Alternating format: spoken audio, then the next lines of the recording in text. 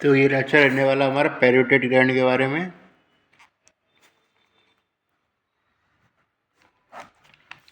Parotid gland के बारे में जो क्वेश्चन पूछा जाता है वो आपसे पूछा जाता है मेन कि तो इसके रिलेशन क्या क्या होते हैं, या कि इसकी नर्व सप्लाई पूछा जाता है मेन, या फिर एक तरीके से आता है आपसे क्लिनिकल किया जिसमें एक तरीके से पैरोटिड जो ग्लैंड है वो इन्वॉल्व हो रखी होगी, ये चीज़ है। यदि इसके रिलेशन के बारे में बात करके चलूँ, यदि आपने फेशियल नर्व पढ़ी है, यदि आपने आर्टरी सप्लाई पढ़ी हो, थोड़ा सा वीनस ड्रेनेज पढ़ा है फेशियल नर्व का, फेशियल वेन का, तो आपको कोई दिक्कत नहीं आएगी, सारी चीज़ फेस का इन्वॉल्वमेंट है इसका, ये तरीके से प्रॉपर ये चीज़ है। तो इस तरीके से आर्टरी सप्लाई और फेस पढ़ा हो यदि आपने, या फिर वीनस ड्रेनेज हो, मैंने दोनों तीनों टॉपिक में पढ़ा चुका हूँ, इसलिए यदि आपने वो पढ़ा है तो आपको ये चीज़ें बहुत आसान लगेंगी। नहीं तो ये आपको थोड़ी सी टिपिकल लग सकती है।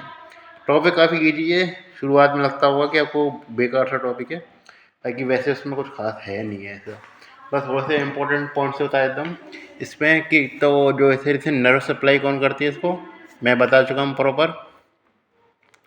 कौन सा गैंग्लिया आता है नर्व सप्लाई में? नर्व सप्लाई में था हमारा ओटिक गैंग्लिया, वो, और इसके अलावा टेरिगोपैरेटल गैंग्लिया किसमें था हमारा? इसलिए लैक्राइमल ग्लैंड में था। कौन सी नर्व जा रही थी उसमें? इस तरीके से जाइगोमेट्रिक नर्व। तो एक तरीके से आप समझ सकते हैं इन चीज़ों को। जाइगोमेट्रिक नर्व, इसमें कौन सी नर्व जा रही है हमारी? Auriculo temporal nerve.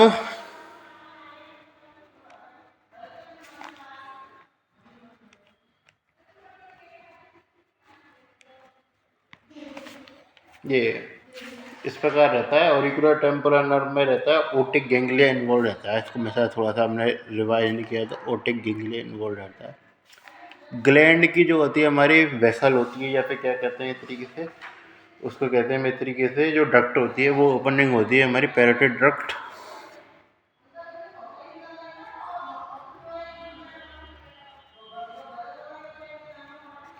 वो ओपन होती है किसमें? हमारे सेकंड मोलर टीथ पे।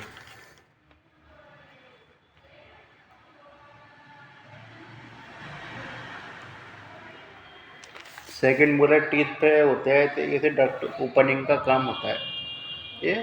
तो आप इस प्रकार समझ गए चीज़ों को। तो थोड़ा सा इसको डक्ट ऑफ स्टेलाइटिस भी कह देते हैं, स्टेलाइन डक्ट बताया था मैं, नाम होता है इसका, दूसरा नाम बताते हैं स्टेंसन डक्ट भी कह देते हैं, ये होता है। तो ये आप चीज़ें पता है, यदि आपको ये चीज़ पता है तो बाकी की आपको और चीज़ें तो पता ही हैं यदि आपने मुझसे पढ़ा है रेगुलर। और चीज़ें छोटे छोटे टॉपिक हैं, मतलब ऐसे तो बस देखने में तो लगता है होने को तो बड़ा क्वेश्चन आता है इसका, लेकिन क्या कि यदि आपने चीज़ें पढ़ रखी हैं तो चीज़ें आपको काफ़ी आसान लगती हैं। ये तो सही से चौकोर सा शेप रहता है इस तरीके से।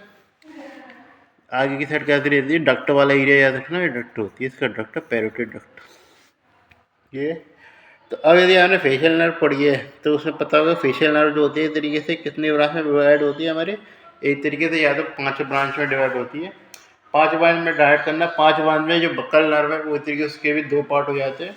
तो इसलिए इसको हम एक तरीके से फेशियल नर्व को बांट लेंगे। तो फेशियल नर्व जो गुजरती है वो कैसे गुजरती है? एज गुजरती है हमारी कौन सी? Temporal branch of facial nerve, ठीक है, एक तरीके से temporal branch of facial nerve. और उसके अलावा क्या है हमारी? एक तरीके फेशियल नर्व के अलावा उसके नीचे कहते हैं zygomatic branch of facial nerve. Facial nerve ही रख रहा हूँ अभी मैं, और कंफ्यूज नहीं करना। Zygomatic branch of facial nerve. और कौन सी आ गई है हमारी? Upper buccal. और एक आ गई हमारी लोअर बक्कल। इसको मैं एक ही में काउंट कर लेता हूँ, एक ही में आती है हमारी बक्कल नर्व में, एक ही में आती है, हाँ चलो बाद में आती है। और उसके अलावा जो हमारी नीचे की साइड कौन कौन सी ब्रांच आती है हमारी? आती है मार्जिन मैंडिबुलर। और कौन सी आती है हमारी? सर्वाइकल। ये इनको कौन सी किसकी ब्रांच है इस तरीके से? ये तरीके से फेशियल नर्व की ब्रांच है। तो नीचे इधर की साइड क्या रहेगा हमारा? फेशियल नर्व रहेगी। हालांकि स्टाइलाइट प्रोसेस के कारण दिखती नहीं है वैसे, चलो बताया तो फेशियल नर्व होती है इसमें इन्वॉल्व रहती है। क्या आ गया हमारे? ये फेशियल नर्व।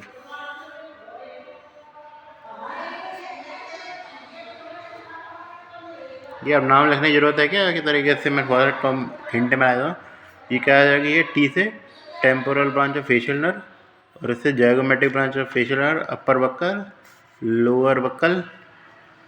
इनको मैं अलग मेंशन कर रहा हूँ, वैसे एक ही नर्व रहती हैं, लेकिन इसमें के दो अलग जा रही हैं हमारे, तो मार्जिनल मैंडिबुलर और होती में सर्वाइकल। ये पूरे नाम में लिखूँगा नहीं, ऐसे लिखूँगा तो लेक्चर लंबा चला जाएगा। ये चीज़ है। अब यदि आपने ये चीज़ पढ़ ली है तो उसके बारे में आगे हम बातचीत करेंगे। तो अब जैसे आर्टरी सप्लाई हमने पढ़ी है, तो आर्टरी सप्लाई में कौन सी आती थी? आर्टरी आती थी। आर्टरी सप्लाई में हमने पढ़ी होगी सुपरफिशियल टेम्पोरल आर्टरी, ये जिसके पीछे की साइड कौन सी निकलती थी? हमारी पोस्टीरियर ऑरिकुलर आर्टरी। तो अच्छा, अब मैं बात कर लेता हूँ दोबारा उसके कौन सी आर्टरी रहती है। जैसे इधर की साइड तो एक्सटर्नल कैरोटिड आर्टरी रहती है इधर, उससे क्या आर्टरी निकल जाती है? हमारी posterior auricular artery. Posterior auricular artery निकल जाती है और उसके बाद ऊपर की साइड क्या जाती है? हमारी एक्सटर्नल कैरोटिड आर्टरी जाती है, पीछे की साइड है ये। और उसके अलावा वहाँ से क्या निकलती है? हमारी ऊपर की साइड निकली सुपरफिशियल टेम्पोरल आर्टरी। उसकी कौन सी एक बात सबसे पहले कौन सी ब्रांच रहती थी? हमारे ट्रांसवर्स फेशियल आर्टरी। और इसके नीचे क्या रहती थी? हमारी मेजिलरी आर्टरी। ये और उसके फेशियल आर्टरी इसमें इन्वॉल्व नहीं रहेगी, ये चीज़ ध्यान रखना। और मेजिलरी आर्टरी की बात करके चलें तो उसके भी पार्ट हो जाते हैं, तो उसको भी हम इसमें कंसीडर नहीं करके चलते। तो मेन जो कंसिडरेशन रहती है वो इस तरीके से एक रहती है इसके पीछे वाले पार्ट, जिसका नाम है इस तरीके से पोस्टीरियर ऑरिकुलर आर्टरी। कौन सी आर्टरी निकलेगी हमारे इस पीछे वाले पार्ट से? वो निकलेगी हमारी पोस्टीरियर ऑरिकुलर आर्टरी। ये और कौन सी निकली ऊपर बात है? Superficial temporal artery. और इधर की साइड कहाँ से रहती है? Transverse facial artery. ये तीन आर्टरी हमने निकाल दी, superficial temporal artery, transverse facial artery और वो इतने थे वो आर्टरी। ये इसको मैं लिख देता हूँ हमारे ट्रांसवर्स फेशियल आर्टरी।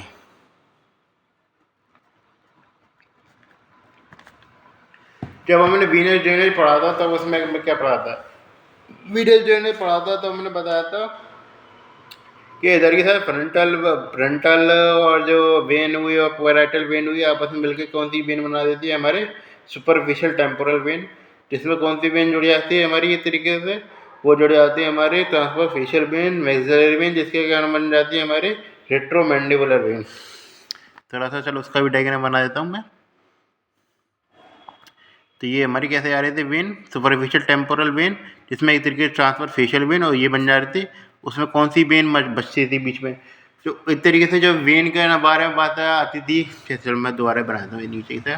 जैसे हमारे मैंने उसका जैसे डायग्राम खुद बनाया नहीं था, इसलिए मैं आपको बना के बता रहा हूँ। तो ये कि एक तरीके से हमारी सबसे पहले ऊपर से पैराइटल और वो आती थी, इस तरीके से फ्रंटल, उसके बारे में बातचीत नहीं कर रहा मैं। तो सुपरफिशियल टेम्पोरल वेन आती थी, उसमें कौन सी वेन चलती थी? ट्रांसवर्स फेशियल वेन जुड़ती थी। नीचे की साइड कौन सी जुड़ती थी? मैक्सिलरी वेन, जिससे क्या बन जाता था? हमारे रेट्रोमैंडिबुलर वेन बन जाती थी। रेट्रोमैंडिबुलर जो वेन होती थी उसके क्या है कि बाद में इसके दो डिवीजन हो जाते थे, एक तो पोस्टीरियर डिवीजन और एक anterior division.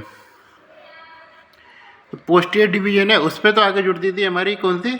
Posterior auricular vein, posterior auricular vein. और उसके अलावा एंटीरियर पे आगे जुड़ती थी, एंटीरियर पे आगे जुड़ती है हमारी फेशियल वेन। ये समझिए, इससे आप हिसाब लगा सकते हैं चीज़ों का। इसका क्या नाम है? हमारे सुपरफिशियल टेम्पोरल वेन।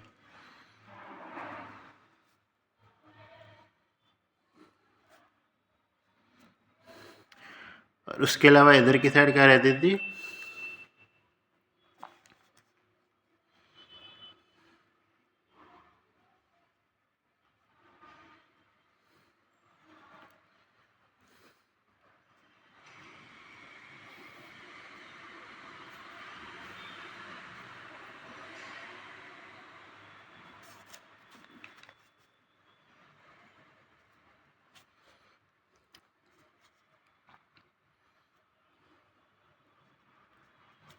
ये इसका नाम क्या बन जाता है? रेट्रोमैंडिबुलर वेन।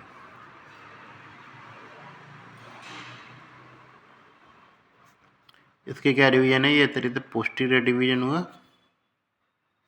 और ये क्या हुआ? और एंटीरियर डिवीजन। ये क्या बन गया लास्ट में? Common facial vein. और ये क्या बन गई हमारे लास्ट में? ये बन गई हमारी एक्सटर्नल जुगुलर वेन।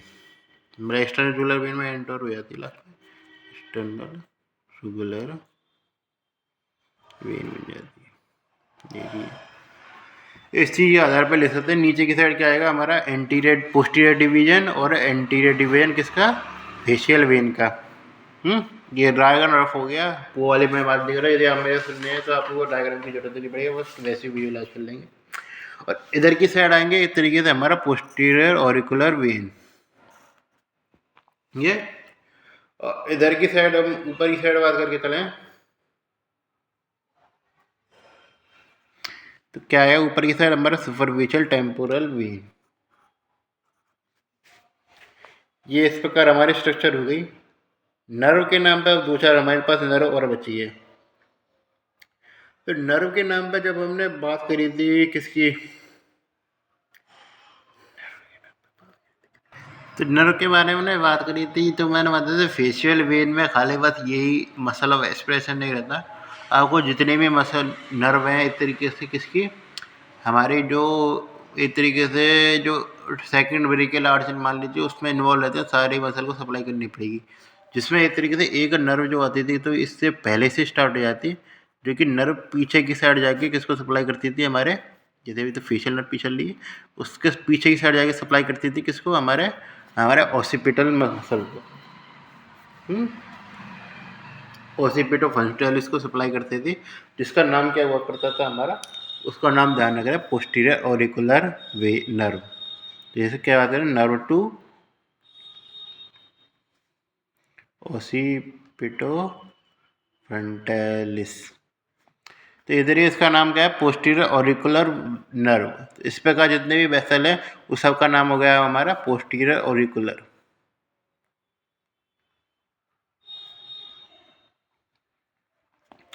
ये इसी प्रकार जो ऑरिकुलर टेम्पोरल जो पढ़ते हैं तो मैंने बताया था मैंडिबुलर नर्व की जो मेन ट्रंक है उसमें से एक को मिडल मेनिंजियल आर्टरी था, उसको आपस में एक दूसरे को अलग कर्व करते हुए मतलब वेसल को कर्व करती थी और पीछे की साइड जाती थी, जिसका नाम क्या था हमारा ऑरिकुलर नर्व, जो कहते हैं टेम्पोरल नर्व था, ऑरिकुलर टेम्पोरल नर्व। तो इसके कहते हैं पोस्टीरियर ऑरिकुलर नर्व है इसका नाम था, और उसका नाम क्या था ऑरिकुलर टेम्पोरल नर्व। तो ऐसे में एक तरीके से कौन सी नर्व निकल गई हमारी लास्ट में, ऑरिकुलर टेम्पोरल नर्व, जो किसकी ब्रांच है मैंडिबुलर नर्व की, या V3 बोल सकते हैं सीधे। V3 की ब्रांच है, ये ध्यान रखना। और नर्व टू ऑसिपिटल फ्रंटालिस इसमें कौन सी ब्रांच लगेगी, 7 की नाम ब्रांच चलेगी। ये चीज़ें इस प्रकार हम लगा सकते हैं। इसमें क्या रहेगा superficial temporal nerve, superficial temporal when, और इसमें क्या होगा ऑरिकुलर टेम्पोरल नर्व। तो इस प्रकार हम मिसाल लगा सकते हैं कि जितनी भी चीज़ें थी हमारी सब हो गई हैं, और कोई ऐसी चीज़ें पूछता नहीं है आपसे। ये रिलेशन में ऊपर की साइड इंटरनल ऑप्टिक स्टिम में असर है, बाकी रिलेशन के पे इनफ हो चुका है और कोई ऐसे पूछता नहीं है। नर्व सप्लाई के बारे में बात कर चलूँ तो मैंने सारी नर्व सप्लाई आपसे बता दी है। यदि आपको स्ट्रक्चर पासिंग थ्रू हुई हो तब तो को एक्सटर्नल कैरोटिड एस्पिरेशन करनी है, फेशियल नर्व एक्सप्लेन करनी है, और ये विजुअल स्ट्रक्चर मैंने बताया था वो एक्सप्लेन करना है। ये चीज़ें तो हमने पिछले वाले लेक्चर देखे हुए हैं, आपको चीज़ें काफ़ी आसान लगेंगी, उसमें कुछ ऐसा लगेगा ही नहीं आपको है कि नहीं है कुछ है ऐसा। कुछ इन्फेक्शन की बात करें चलो तो पैरोटिड मम्प्स का इन्फेक्शन काफ़ी कॉमन रहता है इसमें, और उसके अलावा जो रहता है हमारा एक तरीके से फ्रेश सिंड्रोम देखा जाता है इसमें, ऑरिकुलर टेम्पोरल नर्व इंजर्ड हो जाती है, जिसके कारण क्या कि बहुत ज़्यादा इसका secretion, auricular temporal nerve irritate हो जाती है, जिससे पता होता है कि ऑरिकुलर टेम्पोरल नर्व कंट्रोल करती है तेरे सिक्रेशन को, वो चीज़ें चले आ सकते हैं। जो मैं लिख देता हूँ क्या कहती थी हमारी एक तरीके से मम्प्स का इन्फेक्शन हो जाता है, मम्प्स का। उसके अलावा क्या होता है हमारा फ्रेश सिंड्रोम आता है। फ्रेश सिंड्रोम में क्या होता है तो उसमें मैं जानकारी देता हूँ। फ्रेश सिंड्रोम जो होता है उसमें क्या होता है जैसे कि कोई पेनिट्रेटरी माउंट हुआ पैरोटिड ग्लैंड पे, जिसके कारण क्या हुआ ऑरिकुलर टेम्पोरल नर्व हो गई हमारी इंजर्ड हो गई। तो ऑरिकुलर टेम्पोरल नर्व के जो फाइबर रिग्रेशन होगा उनका दोबारा बनेंगे तो वो उसका क्या है कि पैरोटिड ग्लैंड को सप्लाई नहीं करेंगे, वही तरीके से स्किन पे टच पेन रिसेप्टर होते हैं उनको सप्लाई कर रहे होंगे। और जो मैं सेंसरी फाइबर सिंपैथेटिक फाइबर होते हैं वो वेसल्स वगैरह को सप्लाई कर रहे होंगे, जिसके कारण पैरासिम्पैथ वेसल्स पैरासिम्पैथ सिंपैथेटिक रहते हैं, जिसके कारण क्या कि जब भी हम सलाइवेशन वाला सिग्नल आएगा खाना पीना खाएंगे एक तरीके से सलाइवेशन के लिए स्टिमुलेशन होगी तो ये सिग्नल जाता है, तो उसमें क्या है कि हमको पेन सेंसेशन जो होता है तरीके से वो देखने को मिल जाएगा, तरीके से लाल लाल हुआ दिखेगा। जैसे लेकराइमल ग्लैंड के केस में मैंने बताया था, क्रोकोडाइल टीयर्स मैंने बताया था शायद उसके जैसा ही सेम रहता है, रिग्रेशन होता है, सप्लाई किसी और चीज़ में चली जाती है, उल्टा चल जाता है सिस्टम, जिसमें क्या इस तरीके से खाना खाने के बाद सलाइवेशन होना तो सब मैंडिबुलर सर्विकल गेट से उसी जगह लेग्रामल गेट स्टिमुलेट हो जाती है खाने खाने के टाइम पर, और आंसू आने लग जाते हैं। तो सीधे लगा सकते हैं कि इसमें क्या, यहाँ पर आंसू तो नहीं आएंगे, लेग्रामल गेट स्टिमुलेट नहीं होगी, पर ये कि आपको इस तरीके से लालिमा और पेन जरूर दिख जाएगा, ये चीज़ें। इससे आप लगा सकते हैं फ्रेश सिंड्रोम, मम्प्स का इन्फेक्शन हो जाता है, उसके अलावा पेरोटिड अब्सेस वगैरह देखने को मिल जाता है। बाकी ये सी से सर्जरी के पॉइंट ऑफ व्यू से आपके लिए इतना इम्पोर्टेंट है नहीं है कोई। जो ये तरीके से हमारा लेक्चर खत्म हुआ।